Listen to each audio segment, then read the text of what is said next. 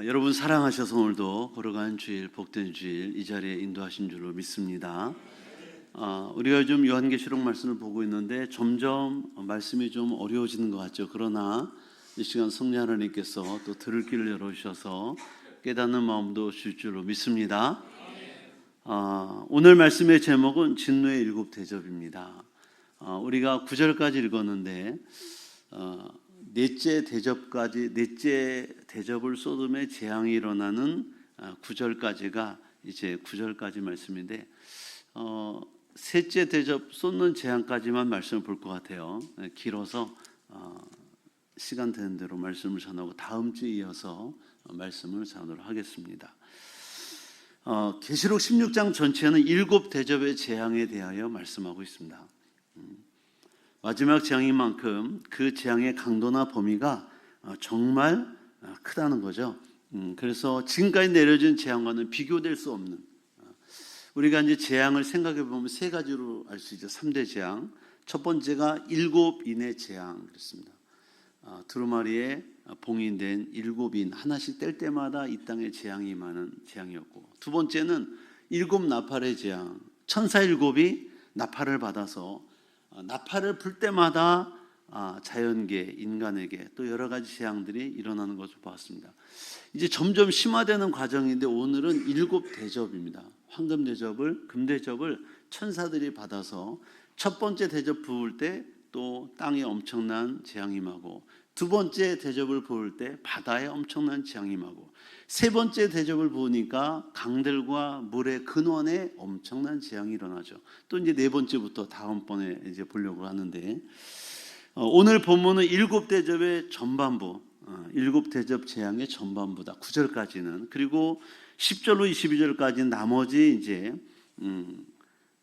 재앙들이 기록되어 있습니다. 그래서 나팔 재앙의 처음 4개의 경우와 대접 재앙의 처음 4개의 경우는 심판의 대상이 비슷해요. 어떠냐면 땅이나 바다나 강이나 산이나 또는 하늘의 심판이 더해지는 재앙입니다. 그러니까 나팔 재앙의 4가지, 오늘 우리가 보는 일곱 대접의 재앙 4가지는 거의 대상이 비슷하다. 그러나 다른 게 있는 게 뭐냐면, 일곱 나팔의 재앙은 다 어떻게 보면 자연계에 한정되어 있다면, 지금의 재앙은 인간에게까지 엄청난 파급력을 가진 재앙으로 우리가 볼 수 있습니다. 그래서 여기 일곱 나팔 재앙과 일곱 대접의 재앙의 초점을 말한다면, 일곱 나팔의 재앙은 세상에 신실하지 못한 사람들에 대한 재앙, 돌아서서 회개하기를 원하는 재앙으로 볼 수 있다. 그런데 오늘 일곱 대접의 재앙은 살아계신 하나님을 대적한 짐승들, 거짓 선자들, 또 거짓 교사들에게 주시는 심판, 여기에 초점이 맞춰져 있다는 거죠. 그래서 일곱 대접의 재앙, 오늘부터 보시는 일곱 대접의 재앙은 우리 신실한 하나님 백성들에게 임하는 재앙이 아니라는 거 기억하시고, 일곱 대접의 재앙의 심판은 짐승의 보좌와 그의 나라에 임하는 것이다. 적그리스도, 또 거짓 선지자, 거짓 교사들, 또는 세상의 불신자들, 하나님을 대적하는 자들에게 임하는 재앙으로 보면 되겠습니다. 대접 재앙의 범위는 지금까지 내려진 재앙들과는 달리 보편적인 동시에 최종적이다. 그동안의 재앙은 어느 한정된 재앙이었다면, 지금 이 재앙은 모든 생물이 죽더라는 말씀이 10장 3절에 있어요. 또 20절에는 각 섬도 없어지고 재앙도 산악도 간데가 없더라. 그러니까 이제 이 대접 재앙이 얼마나 큰지를 알 수 있죠. 20절에 보니까 각 섬도 없어지고 산악도 간데가 없더라 말씀하고, 21절에 보면 무게가 한 달란트는 큰 우박들이, 여기 한 달란트는 보통 25kg 정도를 아래 위로 말하는데, 우박 한 덩어리가 그 정도만 하면 얼마나 큰 재앙이겠어요. 그래서 사람들이 그 우박의 재앙 때문에 하나님을 비방하니, 사실 이런 재앙을 만날 때 많은 사람들이 하나님을 두려워하고 하나님을 더 찾아야 되는데, 오히려 반대로 하나님을 비방하니까 그 재앙이 더 크다라고 성경 말하고 있죠. 그러니까 마지막 때가 되면 될수록 사람의 심령이 더 악해진 사람은 악해지고, 하나님께 돌아온 사람은 또 돌아오고, 이렇게 이분화되는 것 같아요. 양분화돼서 하나님을 찾는 것 같죠. 분명한 것은 이런 때가 언제인지는 정확히 몰라요. 언제 이런 일이 벌어질지는 정확히는 모르지만 좌우간 우리는 그날과 그때를 대비하는 신앙을 가지고 가는 건 맞죠. 할렐루야. 오늘 본문에 지상에 펼쳐질 마지막 대환란 7대접의 재앙이 실현되는데 하나님이 이처럼 온 세상이 하나님의 심판에 놓이게 된 원인이 뭘까? 한번 생각해 볼 필요가 있죠. 분명한 것은 온 인류의 죄악이, 그 중에서도 하나님의 권위를 끝까지 저항하는 악한 사단, 그 영들에 속한 자들, 불신자들 때문에 그런 것이 아니냐라는 거죠. 그래서 여러분 보시면 노예 홍수, 또 소돔과 고모라의 또 멸망이라든지, 이스라엘 나라가 하나님의 심판을 받아서 나라를 빼앗기고 포로로 갈 때라든지, 이런 것들을 보면 다 하나님의 말씀 앞에 바로 서지 못한 그 결과로 심판이 온 것을 볼 때, 점점 이 마지막 때가 된다는 이때에 제가 보니까 점점 심화되는 것 같아요. 점점 불신앙적으로 나가는 것 같아요. 이 심히 염려되고요. 나라가 지금 혼란스럽고 어려운 과정도 저는 한쪽으로 영적으로 보면 이 나라가 정말 깨어서 기도하고 대통령부터 모든 국민이 하나님께 바로 섰다면 이런 어려움도 없을 것 같다는 생각이 들어요. 이 나라가 우리 믿음의 선진들이 얼마나 눈물로 기도하고 얼마나 많은 교회를 세우고 얼마나 많은 선교를 하고 믿음으로 살아서 하나님이 이렇게 본 축복인데 이 복을 가지고 다 세상 나가는 것 같아요. 그래서 세상 나가서 죄짓고 범죄하고 하나님 뜻대로 안 사니까 하나님이 이 나라에 지금 징계하시는 것이 아닌가 이런 생각도 들어요. 역대 대통령들마다 여당이든 야당이든 다 하나님을 찾고 이럴 때 금시감에 기도하고 하나님 앞에 바로 서면 하나님이 뭔가 특별한 은혜를 또 부으시지 않을까? 뭐 여당 야당을 떠나서 나라가 어려울 때마다 많았잖아요. 그럴 때마다 대통령들이 정말 깨어서 국회의원들이 깨어서 기도한다면 하나님이 나라를 긍휼히 여기시지 않을까 이런 생각도 하게 됩니다. 개인적으로는. 그래서 참 안타깝고 이 마지막 때 자연 만물도 우리처럼 고통을 받고 있다고 성경은 말해요. 탄식하게 될 것을 말하고 있고, 그래서 어떻게 보면 두 부류로 나뉠 것 같아요. 하나님의 심판이 없다는 자들은 무슨 심판이야, 그냥 이대로가 좋은 거지, 이 땅 그냥 가는 거야, 이렇게 하는 사람도 있고, 북한에서처럼 지하교에서 예배드리는 사람도 있거든요. 학자들이 말하기를 한 수십만 명 되지 않겠나 이렇게 생각해요. 지하 동굴에 산속 깊은 데 들어가서 움막을 땅을 파가지고 그 안에서 읊조려서 소리도 크게 못 내고 기도하고 찬양하며 예배하는 거예요. 3, 3, 5 또는 10명 뭐 소단위로 모여서 서로 고발하니까 믿는 사람끼리 모여가지고 기도하는 거죠. 지난번에 한번 국민일보로 보니까 북한도 도로를 내는데 산을 깎는데 불도저가 언덕을 미는데 언덕 아래서 예배드리는 사람들이 보인 거야. 참. 그 굴 이제 산에 가서 굴을 파고 예배를 드리는데 그 위로 길이 난지 몰랐대요. 그래가지고 불도저가 산을 깎는데 구멍이 나서 보니까 밑에서 예배드리고 있는 사람이 5사람, 6사람 발견이 된 거예요. 사진 찍혔어요. 처형당했겠죠. 북한 선교사분들이 말씀하는데 일반 정치범들은 9발의 총을 맞는데요. 몸에다가 총살할 때. 근데 예수를 믿다 잡히면 12발을 맞답니다. 머리에 3발을 더 쏜대. 머리가 남아나겠습니까? 그러니까 가장 악한 형벌을 주는 거죠. 총살을 해도 가장 심하게. 그러니까 지금도 북한에서 그 땅굴을 파고 예배드리는 분들은 아마 이런 생각을 가질 거예요. 주님 빨리 오셨으면 좋겠다. 그렇죠? 우리나라는 잘 살고 살기 좋으니까 지금 뭐 주님이 언제 오시든 뭐 그냥 이 땅이 좋은 거고 세상 만물든 그냥 마음대로 놀고 살고 불신자가 그렇게 살잖아요. 돈이 다이고 뭐 이렇게 사는데 북한에서 그렇게 신앙생활한 분들은 지금도 오늘도 기도할 것 같아요. 하나님 빨리 오시옵소서. 주님 빨리 오시옵소서. 고대하게 하지 않겠어요? 주님이 이렇게 어떻게 보면 그들은 더디 온다고 생각할 거예요. 더디 온다. 빨리 오셨으면 좋겠는데 왜 주님이 이렇게 더디 심판을 하실까? 더디 오실까라고 생각할 때 베드로 사도는 이렇게 말했습니다. 베드로 3장 9절에 보니까 주의 약속은 어떤 이들이 더디다고 생각하는 것 같이 더딘 것이 아니라 오직 주께서는 너희를 대하여 오래 참으시는 거예요. 왜 참으시는 거예요?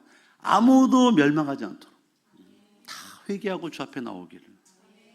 여러분 가족 중에 친척 중에 이웃 중에 주님을 알지 못한 분들이 있다면 그분들 때문에 지금 지연되고 있다고 생각을 하면 돼요. 그분들이 빨리 나와서 온 가족이 구원받고 친척과 이웃이 구원받기를 주님 원하신다. 그렇죠? 그런데 믿지 않는 자들의 태도는 어떻습니까? 주님의 이런 오래 참으시는 사랑에도 불구하고 그 기회를 역행하죠. 오히려 악용하죠. 그래서 예수 믿는 사람을 핍박합니다. 왕따시킵니다. 놀리죠. 학교 다닐 때도 그랬고요. 가족끼리도 그래요. 나 혼자 예수 믿어 온 형제들이 다 욕합니다. 동네에서도 그렇죠. 부녀회에서도 그래요. 주민들 모임인데 노인정에서도 그렇습니다. 뭐 예수쟁이라 하지 엄청 욕하죠. 직장에 다니는 분들 주일날 예배 드리려고 주일만큼은 일 안 하게 주일을 근무가 주어지면 바꾸잖아요. 그럼 욕을 합니다. 막 흉보입니다. 막. 그런 핍박들이 이렇게 오죠. 그런 핍박을 지금도 그들은 하고 있죠. 분명한 것은 주님의 심판은 더디다고 생각하지만 반드시 이루어짐을 믿으시길 바랍니다.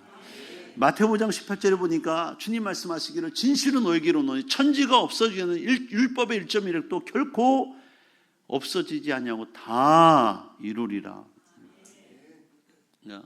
하나님 말씀 믿음으로 받으면 그렇죠. 주님이 분명히 그날과 그 시는 모르지만 반드시 정하신 때 오신다. 그래서 여러분들이 이 종말의 마지막 때를 살고 있다고 말하잖아요. 그날과 그때가 멀어 보이지 않아요. 이렇게 말씀하신 때로부터 지금 2000년이 지났어요. 더 가까워진 거예요. 주님이 오실 날이 더 가까워졌다. 그래서 저는 뉴스를 보든지 여러분들이 신문을 보든지 마지막 때에 지금 징조를 좀 세밀하게 보실 필요가 있어요. 관심을 가지고 보실 필요가 있습니다. 그냥 보시지 말고 그렇게 보시고 믿음의 사람도 늘 깨어 있어야 돼요. 영적으로. 할렐루야. 매일 주식 차트만 보지 말고 그래프만 보지 말고 매일 뭐 세상 경제 여기 너무 파묻히지 마시고 지금 세계적인 경제가 다 다운된다고 말하잖아요. 대공황이 온다. 다 이렇게 얘기해요. 우리나라 경제학자들 미국의 경제 다 그렇게 얘기합니다. 그러니까 뉴스 보면 믿음 떨어져요.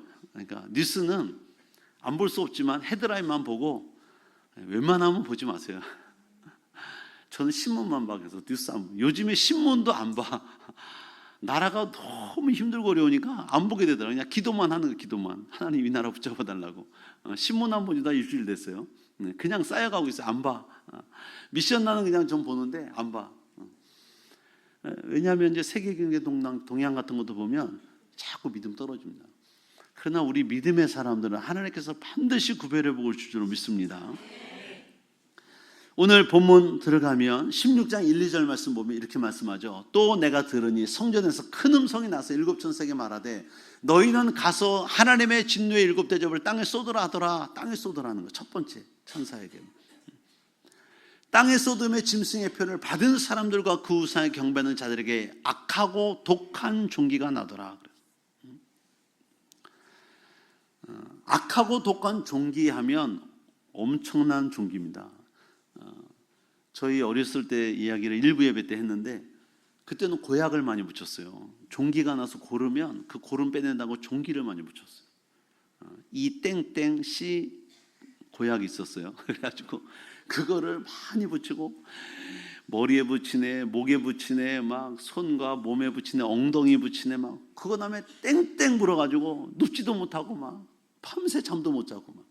근데 생각해봐, 이런 종기가 온몸에 났다 생각해봐. 어떻게 살겠어요? 악하고 심한 종기입니다. 누구에게? 대상이 정해져. 짐승의 표 받은 사람들, 적그리스도의 표, 666이죠, 666. 이 표가 없으면 세상에서 매매도 못하고 장사도 사업도 우리나라 지금 불법 체류자처럼 쫓기는 삶을 사는 거예요. 아무것도 못해요. 사업도 직장도 모든 걸 못해요. 다 막아지는 거예요. 그러니까 많은 사람이 이 표를 받겠죠. 안 믿는 사람은 다 받겠죠. 그것도 이마나 손등에. 그렇죠. 앨런 머스크가 지금 사람의 뇌 속에 칩을 이식하는 기술을 가지고 있잖아요. 장애자들을 위한 거지만 이것이 나중에 악용되면 이런 것으로 올 수 있습니다. 지금은 신용카드나 핸드폰 가지고 다 패스하잖아요. 모든 교통비, 물건값 다. 근데 이제는 이마나 손등에 칩을 심어서 그 칩이 주민등록증 통장, 의료보험 카드, 그 안에 모든 게 다 들어있는 거예요. 나의 정보가 다. 가져갈 필요가 없어요. 이마에 스캔하는 거. 하이패스 자동차 지나가면 위에서 찍으면 다 통과되나요? 요금 빠져나가고 똑같아. 내 머리에 하이패스 그거 카드 씹는 거랑 똑같아. 손등에 씹으면 똑같아. 지갑 될 필요 전철 탈 때도 그냥 손만 대면 통통 문 열리는 거예요. 돈 나가고. 이런 시대가 온다는 거죠. 이런 시대. 안 받으면 할 수 없는, 전 세계적으로 적글소가 전 세계 단일화시켜, 종교, 뭐 정치 다 단일화시켜가지고 통치하러 서는 거죠. 그 표를 받은 자들과 또 우상에게 경배하는 자들, 그러니까 거짓 선지자, 그런 자들에게, 적그리스도에게 절한 그들에게 다 뭐야? 악하고 독한 종기가 나는 거예요. 이 재앙은 성도들에게는 결코 부어지 않을 믿으시길 바랍니다. 대상이 한정되어 있잖아요. 대상이. 그래서 첫째로 진노의 잔을 가장 먼저 마시게 된 자는 자신의 영혼을 판 자들이다. 자신의 영혼을 판 자. 누구에게 팔았을까요? 편리하고 안락한 삶을 위해서 사단에게 판 자예요. 적그리스도에게 판 자. 2절에 보니까 짐승의 표를 받은 사람들과 그 우상에 경배하는 자들에게 첫 번째 재앙이 실현되는 겁니다. 출애굽기 9장에 보시면 출애굽 직전에 애굽 전역에 내렸던 여섯째 재앙이 독종의 재앙과 비슷해요. 그때 여섯 번째 재앙이 독종이었거든요. 독한 종기. 그래서 막 신하들이 바로 앞에 서지 못했다 그랬잖아요. 엄청나게 아프고 막 통증이 심해가지고 이런 종기가, 악성 종기가 몸에 대여섯 군데 생기면 못 삽니다. 막 고통스러워서. 그러니까 이 재앙이 임하기까지 짐승의 표를 도한 사람은 아마도 편한 삶을 살았을 거예요, 그죠? 다 짐승의 표를 받고 우상에게 절한 자니까 세속화되어 사는 사람, 세상에 속하여 사는 자들이니까 어디 가도 핍박받지 않고 다 대우받았겠죠. 또 그것으로 많은 돈을 모았고 많은 재물을 모았겠죠. 또 편리하게 살았겠죠. 666표를 받지 않은 그 사람들은 도망다니 살잖아요. 산과 굴로, 바위로 피하며 살아요. 붙잡히면 고문당하고 죽을 수 있잖아요.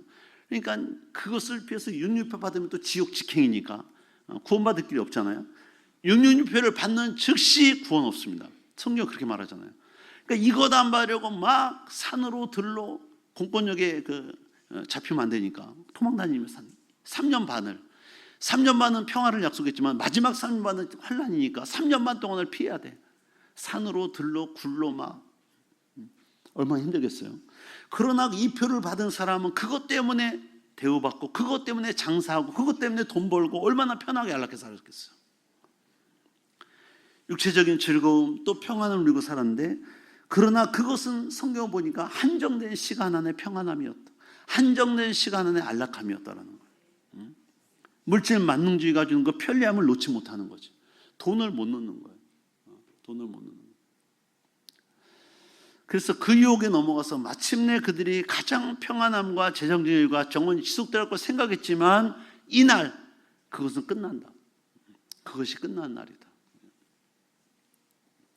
여러분 늘 깨어 있어서 사단에게 영혼을 빼앗기지 않기를 축복합니다.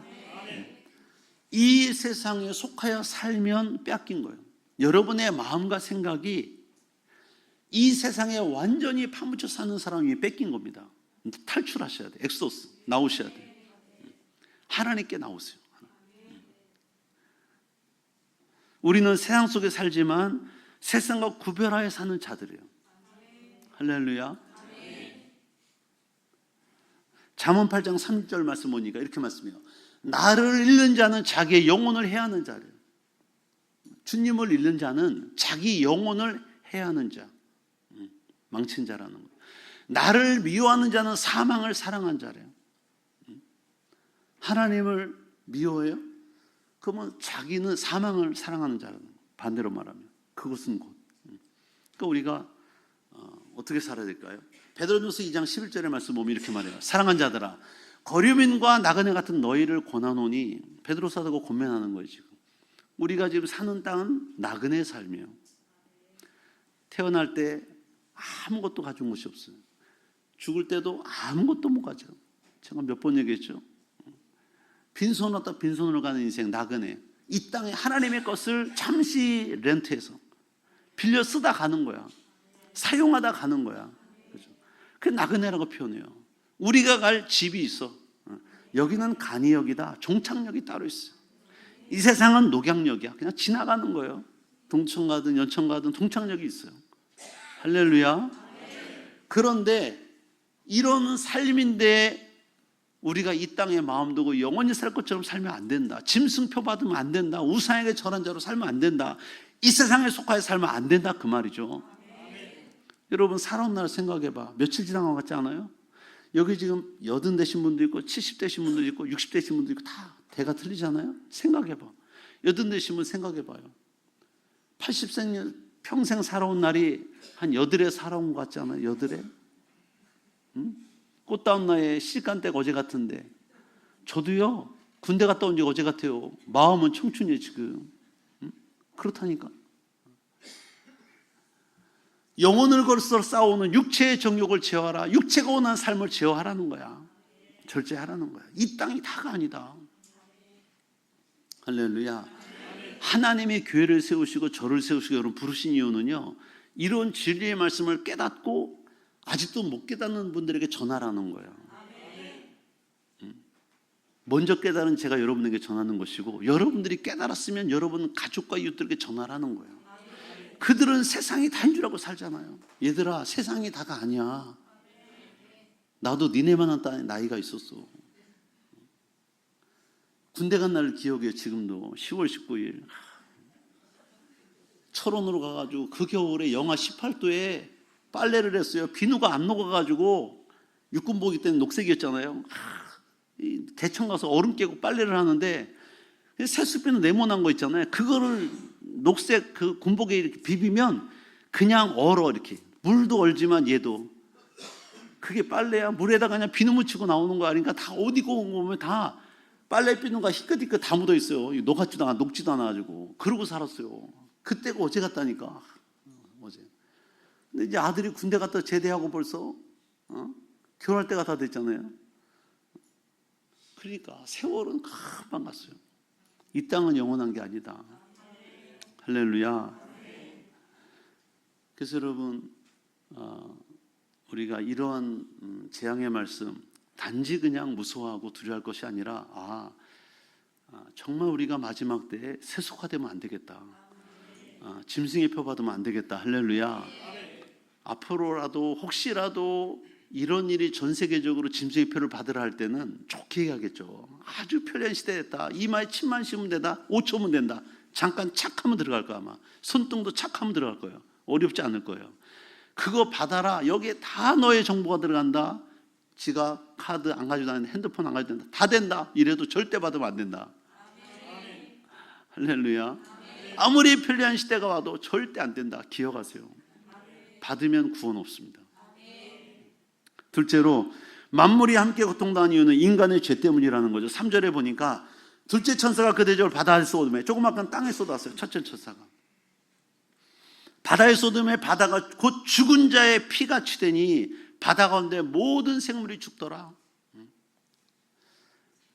두 번째 목격한 대접재앙은 죽은 자의 피같이 바다가 됐다.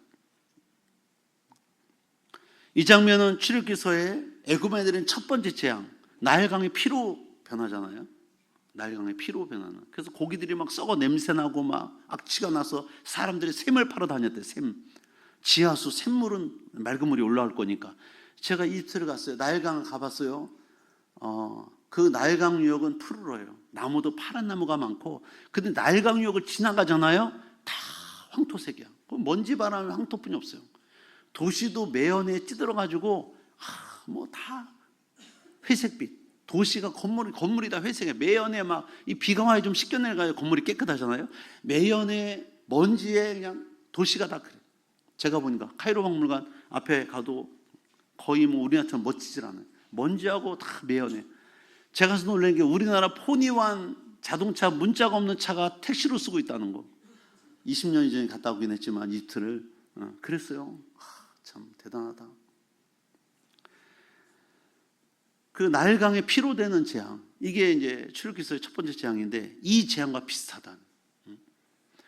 여러분, 바다가 오염되면 어떻게 될까요? 바다가 오염되면 일단 바다의 모든 생물이 죽어요. 적조 현상을 생각하면 돼. 제가 호주에 적조 현상이 일어났을 때 사진이 있어서 올렸는데 보실래요? 이게 호주 바다예요. 응? 호주에 적조 현상이라는데 정말 피처럼 보이잖아요. 피. 산소가 없어지는 거야. 이렇게 되면 물고기 다 폐사합니다. 칠레 적조 때문에 물고기 폐사한 것도 찍었어요. 칠레. 남미잖아요, 남미. 적조 현상 때문에 물고기 다 죽은, 때로 다 죽, 바다의 물고기 다 죽은 거예요. 호흡을 못 하니까. 적조 현상이 일어나면 호흡이 안 돼요. 그러면 이제 바다 물고기 다 먹었어, 이제. 생선 다 먹었어. 생선 좋아하는 분들은 장수하려면 어식을 하시오 그랬는데 끝났어, 이제. 생선 못 먹어요. 이것만입니까? 바다는 우리가 말할 때 지구 표면의 70%를 차지하고 있는데 자원의 보고라고 말하잖아요. 그래서 가스도 뽑아내고 석유도 뽑아내고 다 하잖아. 광물도 뽑아내고 막. 심층수도 우리나라 심층수 뽑잖아요. 효용 가치가 무궁무진한데 이것을 다 끊는 거예요. 대륙의 70%가 바다예요.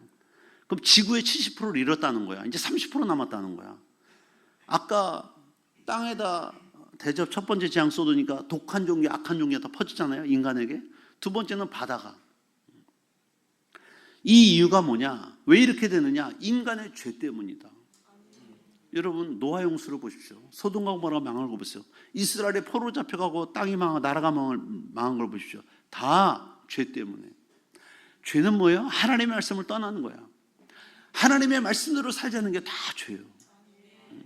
우리 교회는 복 있는 교회가 죄에 대한 설교를 다면으로 받으니 감사해요. 어떤 교회는 죄 회개에 대한 설교를 못한대. 왜? 째려보니까 다. 여기를 봐도 째려보고 저기를 봐도 째려보니까 회개하라 죄에 대한 설교를 한 번도 못한대. 다 째려보고 있으니까 어디다 눈을 두고 설교를 해. 근데 이렇게 은혜로운 게 죄 설교도 아멘으로 받으시고 회개하라 해도 더 좋아하고 막 그러니까 너무 감사해요. 지정의를 내려놓으면 그렇게 돼요. 성령으로 살면 그렇게 됩니다. 근데 지정의가 살아있잖아요. 안 돼. 열받아. 설교 들을 때마다 열받아 막. 째려보는 거야 막. 흘겨보고 막. 로마서 8장 22절 23절 말씀 읽어보실래요? 시작. 피조물이 다 이제까지 함께 탄식하며 함께 고통을 겪고 있는 것을 우리가 아느니라. 그뿐 아니라 또한 우리 곧 성령이 처음 읽을 열매를 받은 우리까지도 속으로 탄식하며 양자될 것 곧 우리 몸의 속량을 기다리느니라. 피조물이 하나님 만드신 모든 세상이 다 이제까지, 이 지금 사도 바울 로마교회 쓴 편이잖아요. 2000년 전. 그때까지도 함께 고통을 겪고 탄식하고 있다. 지금은 더, 제가 보면 지금은 더. 그뿐 아니라 우리 곧 성령이 처음 익은 열매를 받은 우리까지도, 예수 믿고 성령 받은 우리까지도 속으로 탄식하며 있다는 거예요. 무엇을 기다립니까? 양자 될 것. 우리가 하나님의 양자로 입양된 줄로 믿습니다. 예수님은 하나님의 아들이시고 우리는 양자, 호적에 똑같이 올라가는 거예요. 상속권이 똑같아요. 양자나 친자나. 또 우리 몸의 속량을 기다려요. 죄사함 받고 구원받는 것을 기다린다는. 신음하는 자연계의 모습을 돌려보면서 우리는 무엇보다도 하나님의 음성을 볼 수 있고 들을 수 있어야 될 줄로 믿습니다. 이렇게 된 이유는 뭐냐? 인간의 죄 때문에. 그러니까 저 여러분들이 계속해서 지금 우리나라를 보세요. 5천만이라고 해. 정말 예수 잘 믿는 사람 몇 명 될 것 같아요? 코로나 때 2년 6개월 동안 만 교회가 문을 닫고 100만이 떠났대요. 그러면 우리나라에 진짜 예수 잘 믿는 사람 몇 명 될 것 같아요? 저는 이렇게 생각합니다. 500만도 안 된다. 깨어있어 성령 충만한 사람 500만도 안 된다. 저는 그렇게 생각합니다. 정말. 그러면 10분의 1이잖아요. 이 땅의 열의 9이 다 세상으로 가고 있어. 그 중에 하나만 믿음으로 가고 있어. 얼마나 힘들겠어요? 얼마나 탄식하겠어요? 얼마나 많은 기도를 하겠어요? 이사야서 24장 5절 6절 말씀 보시면 이렇게 말씀해요. 땅이 또한 그 주민 아래에서 더럽게 되었으니, 땅을 사람들이 밟고 살잖아요. 죄 짓는 주민들이 많으니 땅이 더러워진 거예요. 이는 그들이 율법을 범하며 뭐 한 거예요? 죄졌다는 거. 하나님 말씀 율법을 또 율례를 어기며 죄졌다는 거예요. 영원한 언약을 깨뜨렸으면 하나님과 언약을 깨뜨리고 죄졌다는 거예요. 다 죄진 걸 얘기하는 거잖아요. 그러므로 저주가 땅을 삼켰고 그 중에 사는 자들이 정잠을 당하였고 땅의 주민들이 불타서 남은 자가 적도다. 심판의 결과가 이런 거예요. 그러니까 결국 우리가 죄를 지으면요, 하나님 저주밖에 받을 게 없어요. 다 저주. 이미 이스라엘 역사가 보여주고 있잖아요. 이스라엘 역사가. 구약의 역사가 다 그거 얘기하고 있는 거잖아요. 구약의 역사가. 우리 예수님도 우리가 지은 죄 때문에 십자가에 죽으신 거죠. 우리를 구원하시려고. 셋째로, 60만을 신뢰하는 자는 재앙의 날 더할 수 없는 고통을 당하게 된다는 거죠. 4절의 말씀 볼까요? 셋째 천사가 그 대접을 강과 물 군원에 쏟음에 피가 되더라. 아까는 두 번째 천사가 바다에 쏟았더니 다 피가 됐어요. 다 죽었어요. 모든 생물이. 지구의 70%가 죽은 거야. 이제 4절에 보니까 그 대접, 셋째 대접을 강과 물 군원. 아까는 바다, 염분이 있는 바다지만 지금은 염분이 없는, 우리가 식수로 쓸 수 있는 강과 물 군원은 뭐예요? 샘, 터져나오는 샘, 지하수를 얘기해. 지하수. 강과 지하수까지 다 오염되는 피가 돼. 생각해봐. 인간이 살 수 있겠어요? 바다가 피가 됐을 때는 그냥 바다 물고기 안 먹으면 돼. 뭐 이렇게도 생각할 수 있잖아요. 지금 강물이 있고 샘물이 있잖아. 다 우리 물 끌어오는 게 다 강물 끌어오는 거잖아요. 팔당의 수원지에서 샘 파고 막 다 오는 거잖아. 이거 먹고 살면 돼. 그런데 이제는 세 번째 대접을 물에 쏟으니, 물 근원에 쏟으니까 강과 민물이 없어요. 먹을 물이 없어요. 호수고 강이고 물의 근원은 다 오염돼서 피로. 뭐 먹고 사는 거예요? 그러면 이제 인간은 살 수 없다. 그러면 인간도 먹을 물이 없는데 그러면 채소밭에 곡식에 물 줄 물이 있을까? 농사 지을 수 있을까? 벼농사도 물 대고 주잖아요. 밭농사도 물을 줘야 되잖아요. 과일나무도 물을 먹어야 뭐 살잖아요. 그럼 이제 주일학교들은 이럴 수 있어요. 목사님, 이슬과 비가 있잖아요. 또 그래 또. 슈퍼마켓은 샘물이 많은데요. 또 그래 또. 이런 재앙일 때 하늘에서 비가 오겠습니까? 이슬이 내릴까요? 이런 상황이 돼도 세상으로 살던 사람들은 다 샘물 팔아 다닐까 아마. 다 피가 나오는데 어쨌든 살아야 되나? 우리는 이 재앙이 하나님께 온 것을 알고 기도하고 더 믿음으로 갈 수 있다면, 불신자들은 뭐예요? 세상에 속한 자들은 더 샘을 파겠지. 더 깊이 파라 뭐 이러겠지. 더 많은 곳을 파봐라 뭐 이러겠지. 그러나 세상에서 그런 물이나 양식을 구해서 그들이 영원히 살 수 있을까 하는 거예요. 주님이 말씀한 생명, 양식은 이 땅에서 잠시 먹고 누리는 양식과 생명이 아니잖아요. 요한복음 6장 27 말씀 보시면 예수님이 하신 말씀이 있잖아요.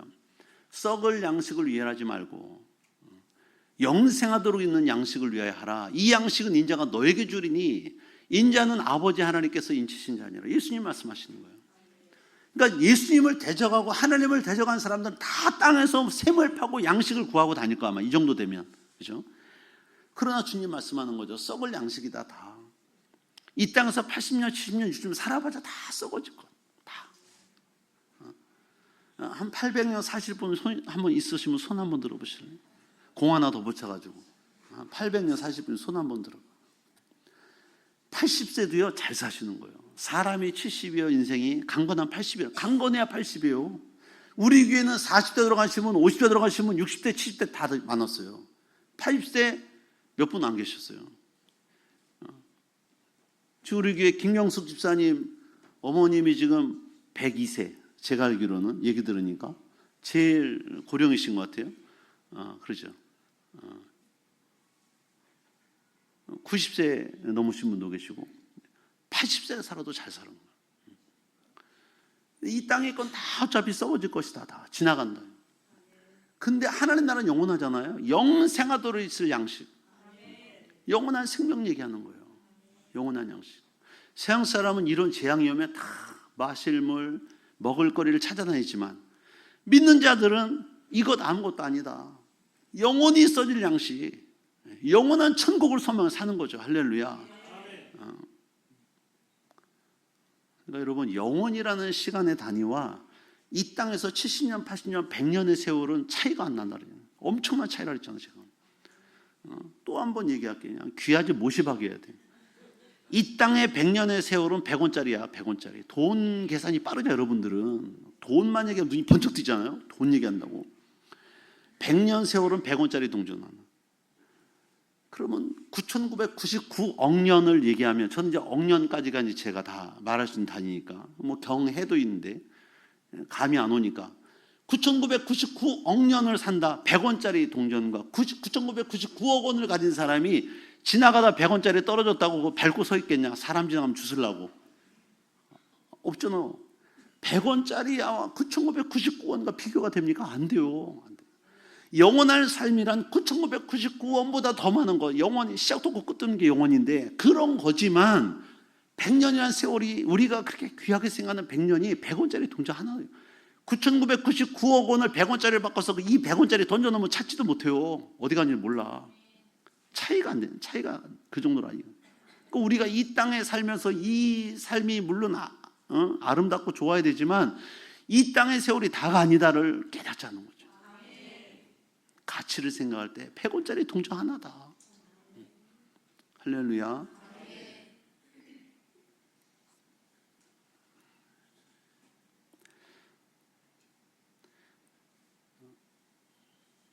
사단이 예수님을 시험하잖아요. 광야에 40일 금식하셨을 때 이 돌들이 변해 떡덩이가 되게 하라. 네가 만약 하나님의 아들이면, 예수님 말씀하잖아요. 사람이 떡으로 사는 건 맞는데 하나님 입에서 나는 모든 말씀으로 사는 게 맞다. 시험을 이기시잖아요. 우리는 영적인 존재예요. 할렐루야. 만약에 우리가 영이 없는 세상의 강아지, 고양이라면, 동물의 수준이라면 그냥 먹고 자고 입고 끝나는 게 맞아. 그죠? 동네 고양이, 강아지들은 다 그걸로 끝이에요. 동물의 수준이 그렇다는 거야. 좋은 잠자리, 먹거리, 마실거리만 쓰면 끝. 더 이상 원하는 게 없어, 걔네들은. 근데 인간 아니잖아요. 그게 다가 아니잖아요. 영으로 지음받은 우리는 영의 존재들이에요. 영의 세계를 보고 사는 자들이잖아요. 이 땅에서 단지 좋은 먹거리, 좋은 마실거리, 좋은 집만 놓고 산다면 동물의 수준으로 살고 있는, 우리는 다 동물의 수준으로 살고 있는 거예요. 어떻게 사람이 동물의 수준으로 살 수 있죠? 영의 세계를 모르고 영의 세계에 눈 감고 사는 사람 다 그렇게 살고 있어요. 돈이 다인 줄 알고, 세상이 보이는 세 다인 줄 알고 살고 있다는 거야. 아니라니까요. 여기 여러분이 믿음이 필요해. 이런 믿음이 있어질 축복합니다. 영안이 열리기를 축복합니다. 영의 귀가 열리기를 축복합니다. 그래서 여러분들이 이 땅으로만 다 하는 걸로 살고자 하면 죽습니다. 그냥 끝나는 거예요. 멸망해요. 그냥 아무것도 없습니다. 로마서 8장 7절 8절 말씀 보시면, 육신의 생각은 육적인 생각, 세상에서 무엇을 먹고 마시고 입을까, 이런 생각은 하나님과 원수예요. 하나님과 원수돼. 하나님의 법에 굴복하지 아니할 뿐이라 할 수도 없어. 왜? 육신에 매어 사니까 하나님의 말씀과는 전혀 동떨어지게 사는 거예요. 영의 말씀을 어떻게 지켜? 육으로 사는 사람이. 이런 거나 똑같이, 예를 들어서 강아지 고양이에게 오늘 예배 드리자면 얘네가 알아들어? 영의 세계를 얘기했는데 어떻게, 하나님 영이시고 영의 일을 얘기했는데 어떻게 알아듣겠어요? 똑같은 거지. 그러니까 세상에 하나님을 부인하고 영의 세계가 없다고 말하는 불신자들에게는 항상 육의 생각으로 사는 거야. 어떻게 하면 돈 많이 벌까? 어떻게 하면 건강하게 살까? 어떻게 하면 좋은 먹거리 살고, 어떻게 하면 풍요한 삶, 평안한 삶을 살까? 안락한 삶을 살까? 이것만 생각하잖아요. 삶의 목적이 뭐예요? 그거잖아요. 자식한테 좋은 유산 물려주고, 다 그렇게 사는 거 원하잖아. 이건 다 뭐냐? 하나님과 원수예요. 하나님 법에 굴복하지도 않아. 말씀대로 살지 않는다는 거 생각도 안 해요. 육신에 있는 자들은 하나님을 기쁘시게 못해요. 그죠? 하나님은 영이신데 영의 세계를 전혀 몰라. 하나님 기뻐하시겠습니까? 히브리서 말씀하죠. 믿음 없이 하나님 기쁘시게 못하나니. 그에게 나간 자는 반드시 가 계신 것과 그를 찾는 자에게 상 주시는 믿어야 된다고 그랬잖아요. 하나님 영이신데 영의 세계를 모르는 사람이 하나님 찾겠습니까? 그를 찾는 자에게 상 주시는 걸 믿겠습니까? 그러니까 하나님 기뻐하지 않는 거예요. 믿음 없으면 하나님 기쁘시게 못해요.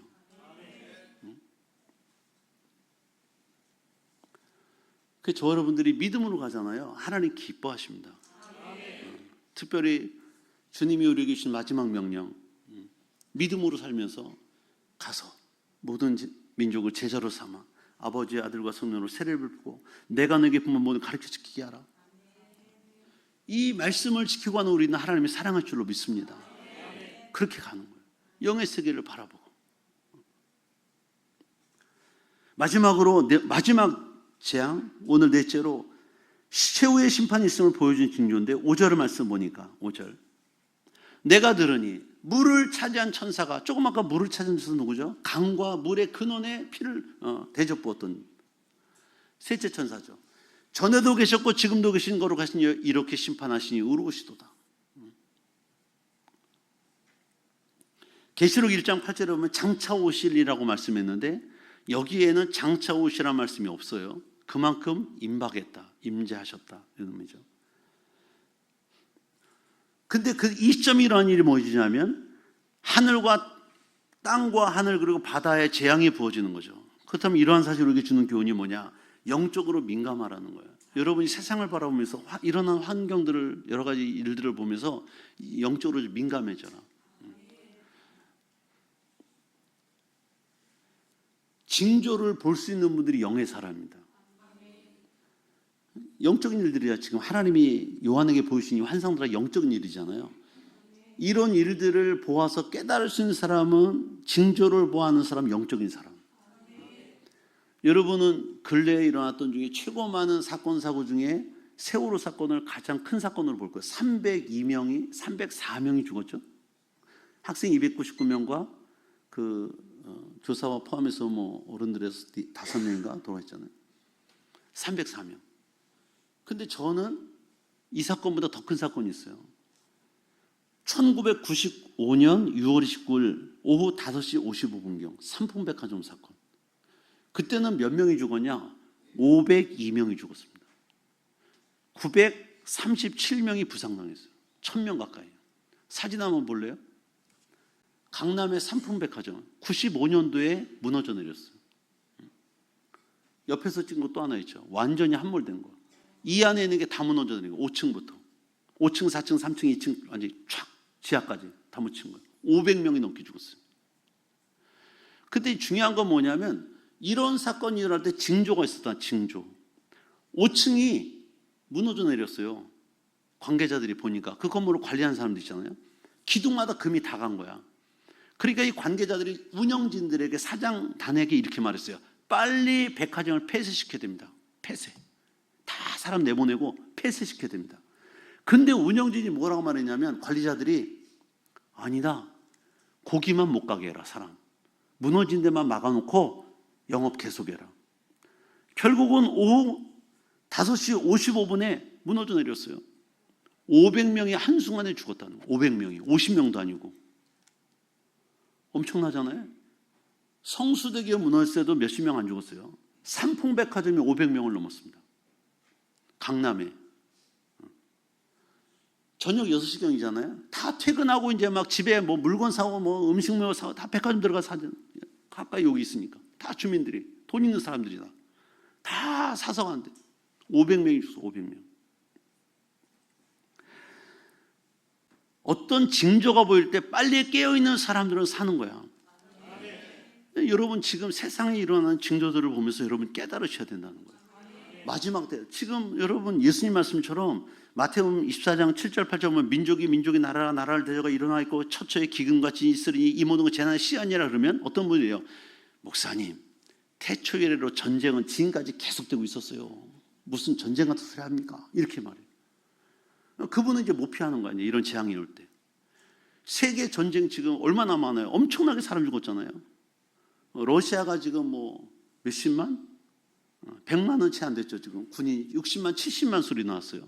우크라이나 포함해 이스라엘, 헤즈볼라, 하마스, 거기다 후티 반군, 또 대만하고 중국이 전쟁 없애라는 법이 있습니까? 우리나라, 북한 전쟁 없애라는 법이 있어요?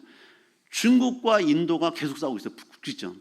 여러분 모르지만 신문 안 나오죠. 파키스탄과 중국이 또 싸우고 있어요. 인접해서 인도하고 또. 제가 파키스탄 선교 갔을 때 인도와 국경지대를 갔거든요. 대단합니다. 거기 있는 경계병들은 키가 2m가 넘어요. 다 골리앗 같아요.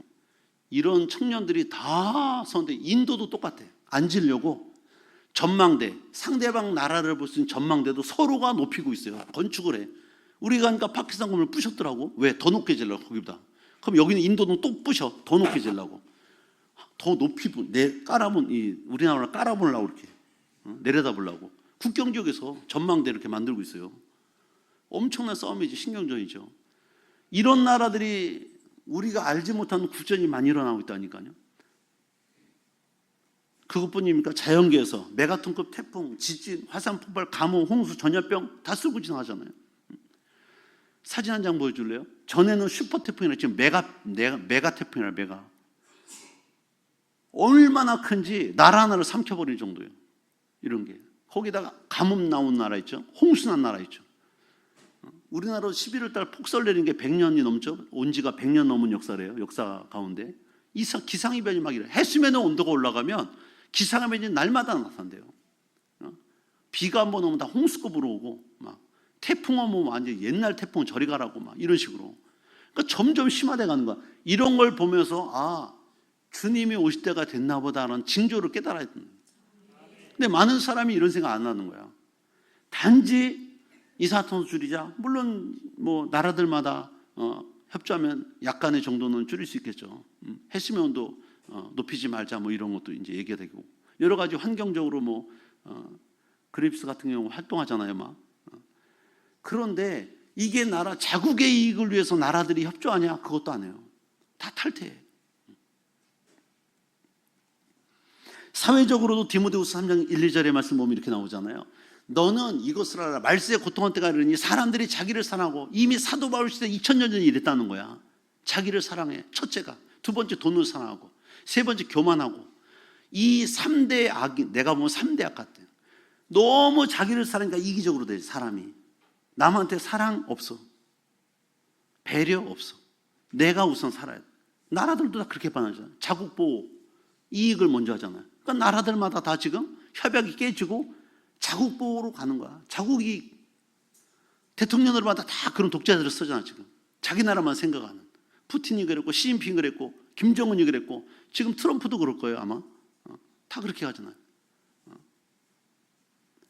이러니까 점점 고통하는 거죠 사람들이. 사랑이 있어도 배려가 있어 사람이 살기 좋은데 이기적으로 변해가는 거예요. 자기 사랑이 첫 번째입니다. 놀랍죠. 돈인 첫 번째는 자기 사랑. 배려 안 하는 거, 사랑 안 하는 거, 남 생각 안 하는 거. 나만 잘 되면 너 죽고 나 살자는 거지. 이런 게 가는 거지. 돈 사랑하고 하나보다 더. 그 다음에 자랑하고 교만하고 부모에게 거역하고 감사하지 않고 다 반대, 성경과 반대잖아요. 돈 사랑하지 말라 그러잖아요. 일만하게 뿌리가 된다고 성경 말했잖아요. 그 다음에 서로 사랑하고 살아야 했잖아요. 부모를 공경하라 그랬잖아요. 감사하고 살아야 했잖아요. 거룩하게 살아야 했잖아요. 다 성경 반대잖아. 봐. 마지막 때라는 사건들은 다 하나님이 우리에게 주신 말씀대로 반대로 역행하는 거야. 이때가 마지막 때다. 이때가. 여러분 생각해봐. 여러분 주변을, 여러분 가족을 생각해봐. 이렇게 안 가고 있나? 마지막 때를 가는 거예요. 여러분들이 지금.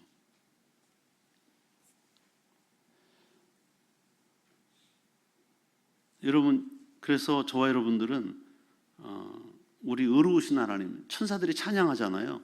5절에 보면 이렇게 심판하시니 의로우시도다.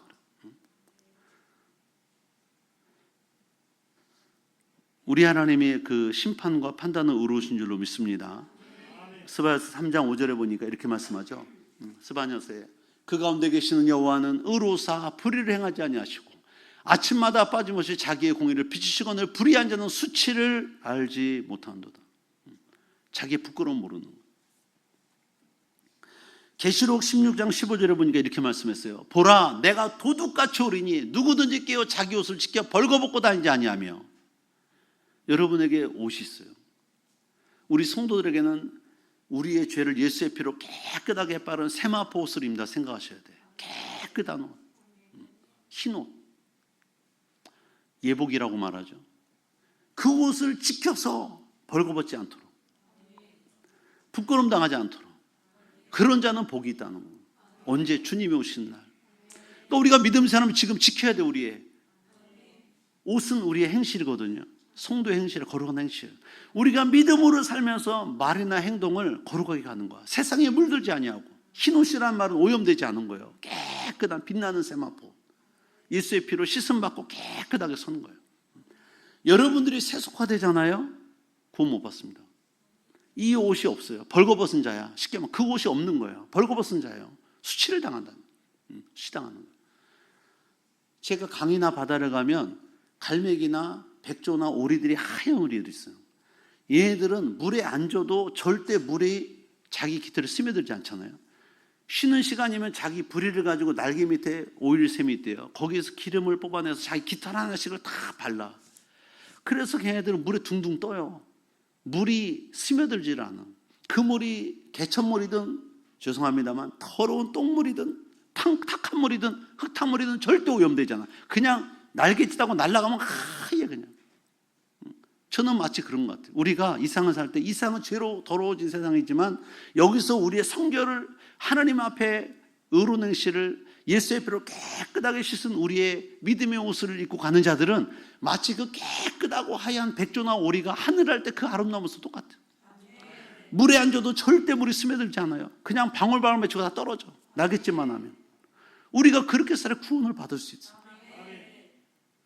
독수리가 물고기 큰 걸 낚아채려고 바다에 강에 떨어졌다가 발꼬리를 딱 움켜쥐고 날아가거든요. 하다가 얘가 너무 큰 걸 잡으면 얘가 막 발버둥치면 못 떠오르고 깃털이 물에 지잖아요. 독수리는 물에 빠져 익사합니다. 그렇게 큰 새 중의 왕 독수리도. 왜? 오일이 안 발라져 있어요. 깃털이 다 물에 젖으면 무거워서 못 날라 나중에. 그 큰 날개가 엄청나잖아요. 거기에 물이 다 적어봐. 못 날라면 못 날라. 익사야 익사. 근데 그 조그마한 새들도 하얀 깃털을 가진 애들이 다 오일을 바르잖아요. 다 물에 뜨고 물에 젖지도 않고 스며들지도 않고 깨끗함을 유지하고 날아다. 우리의 삶이 그렇다. 우리의 삶이. 할렐루야. 오늘 저 여러분들이 말씀 받으면서 저는 기도하기로 원하고 믿음으로 갈 때 경건의 옷을 입으시고 징조를 세상 보고 징조를 보고 좀 깨달아야 돼. 우리 영적으로. 아, 이때는 정말 더 가까운 때다. 주님이 오실 날. 내가 믿음으로도 서야 되겠다. 기도하며 깨어 있어야 되겠다. 성령 충만함 받아야 되겠다. 할렐루야. 저를 비롯해서 여기 있는 한 분도 빠짐없이 주님 오신 날 다 주님 맞이하는 여러분 되시기를 주님이 축복합니다. 다 같이 일어나셔서 우리 말씀 생각하면서 기도 한번 하겠습니다. 하나님, 세상의 징조를 보고 깨닫게 하옵소서. 또 늘 깨어 기도하는 성령 충만한 삶을 살게 하옵소서. 또 복음을 담대히 하는 삶이 되게 해달라고 우리 주님의 성을 샘 부르고 주 앞에 기도합니다. 주여.